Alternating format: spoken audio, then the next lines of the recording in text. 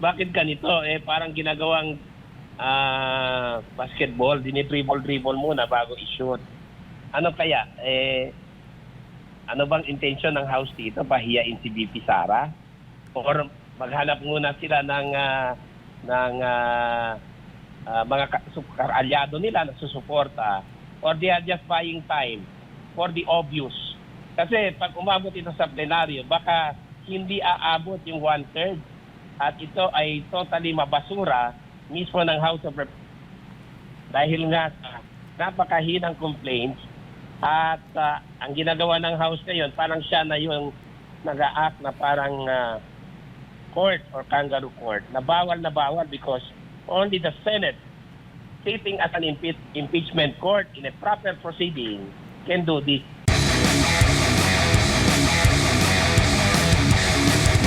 Ngayon po sa nangyayari sa impeachment trial ni VP Sara, meron naman din po kasi nagsasabi na kapag inakyat ito sa plenary ay magkakaroon ng epekto sa number of voters sa kung ilan yung boboto kasi kumpara noon nung nakaraang taon kung saan umabot ng 251 yung votes sa plenary kaya umabot sa Senado. Sa tingin niyo po, attorney, magkakaroon ng epekto sa number ng boboto kapag ito'y nahihain na sa plenary? Definitely, may mga naririnig tayo na hindi kasing lakas noon ang panawagan dyan mismo sa loob ng House. Kaya siguro gusto nilang i-dribble-dribble muna ito para makumbinsi nila yung mga kasama nila dyan sa House of Representatives na sumuporta. Kasi I see a dwindling and weakening support dito sa impeachment laban kay Vice Presidente Sara Duterte. Of course, takot sila kasi malapit na ang 2028 at mahina yung complaints. In fact, yung NUP, National Unity Party, nag-express na ng kanilang collective decision na kung walang bagong matter and evidence na makita sila, hindi nila susuportahan itong impeachment complaints. Kaya nababahala siguro sila, kaya dribble muna at ginagawa ito nila through their power of subpoena, nag-i-issue ng subpoena at nag-fishing expedition para makumbinsi pa nila yung kanilang mga kapwa kongresista. But I think that will not work sa sitwasyon ngayon kasi obvious talaga na napakahina ng impeachment complaints and the complainants have failed to substantiate yung kanilang mga alegasyon laban sa Vice Presidente Sara Z. Duterte.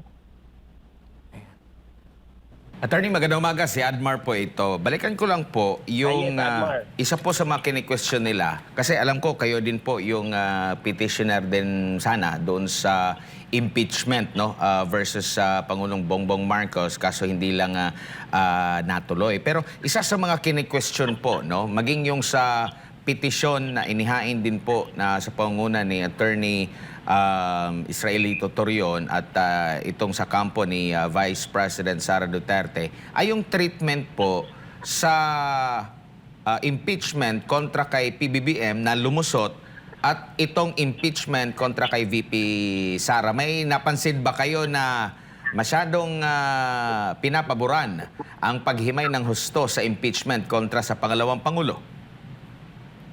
Obvious yan, Admar, na ganon ang sitwasyon. Kasi in the case of PBBM, binigyan lang ang dalawang complaints. Yung amin nga, hindi sinali kasi hindi tinanggap ng House Committee, House Secretary General sa office. So, napakabilis ang pag-dismiss doon sa dalawang complaints on substance ng House Committee on Justice. Dito naman, pinagbigyan nila. And if you look at the complaints, mas malakas yung complaints laban kay PBBM or Marcos Jr. kumpara dito kay Vice President Sara Duterte. And yet, itong House Committee on Justice, binigyan nila ng importansya, binigyan nila ng atensyon, at pinapalakas nila itong mga mahinang complaints laban kay VP Sara Duterte. This is clearly double standards. Ito yung sinasabi nating maling pag-apply ng kanilang mga at proceed bordering on fishing expedition.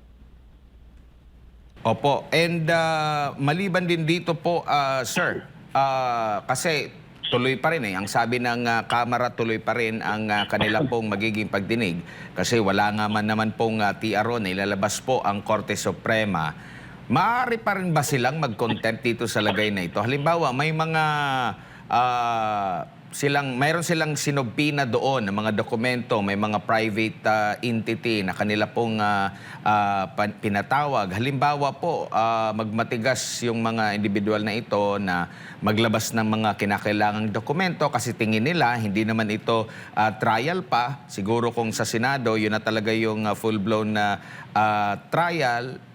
Tapos hindi tatanggapin ang rason na yon ng mga kongresista. Meron ba silang contempt powers sa puntong ito po, attorney?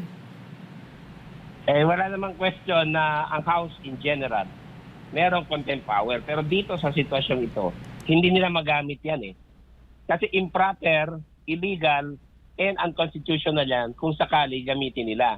Dahil itong mga bangko na sinupina nila, itong mga korporasyon at mga individual, including law firms na sinupina nila, meron silang karapatan para tumanggi, para hindi sundin yung supina na inisyo laban sa kanila. Because this is not yet that part or proceeding wherein pwede nilang pagbigyan itong mga supina because the House is not a court in an impeachment. It's only a Senate sitting as an impeachment court. Kung sakali na sa kanila na yung impeachment complaint, ang pwedeng mag-issue ng subpoena. Opo, attorney, masyado na po bang mahaba itong impeachment na ito kumpara sa mga nasaksihan at kabilang kayo sa mga nag-petition din sa mga impeachments sa nakalipas na mga impeachment proceedings? Napakahaba, nakapagtataka. At ang sabi ko nga bakit ganito? Parang ginagawang basketball, dinidribble muna bago i-shoot. Ano kaya? Ano bang intention ng House dito? Pahiyain si VP Sara? Or maghanap muna sila ng mga kaalyado nila na susuporta? Or they are just buying time for the obvious?